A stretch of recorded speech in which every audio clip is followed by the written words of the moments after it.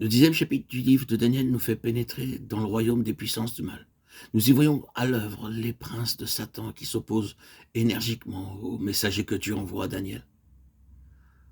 D'autres passages encore de l'Ancien Testament nous révèlent l'activité de l'adversaire et des légions d'esprits mauvais qui obéissent à ses ordres.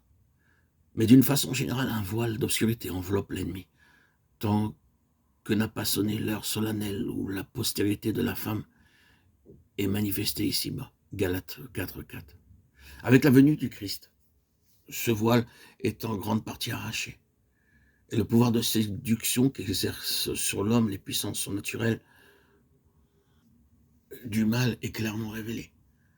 Enfin, leur prince, Satan lui-même, apparaît au désert pour se mesurer avec le Fils de Dieu. C'est sa seconde apparition sur la terre.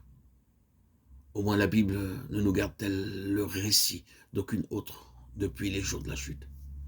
Le désert de Judée, le jardin d'Éden.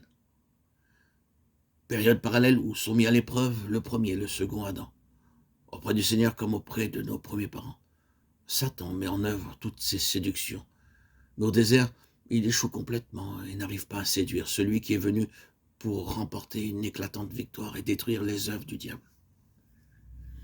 Nous voyons encore l'action du séducteur s'exercer parmi les disciples du Christ. Il induit Pierre à tenter le Maître. Et Pierre essaie de détourner Jésus du chemin de la croix. Matthieu 16, 22, 23.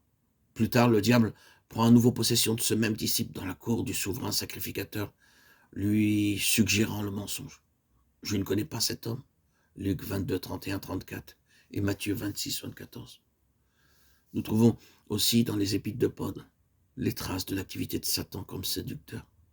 L'apôtre y fait allusion aux faux apôtres, aux ouvriers trompeurs, à Satan qui se déguise en ange de lumière et à ses ministres qui se déguisent en ministres de la justice. 2 Corinthiens 11, 13, 15.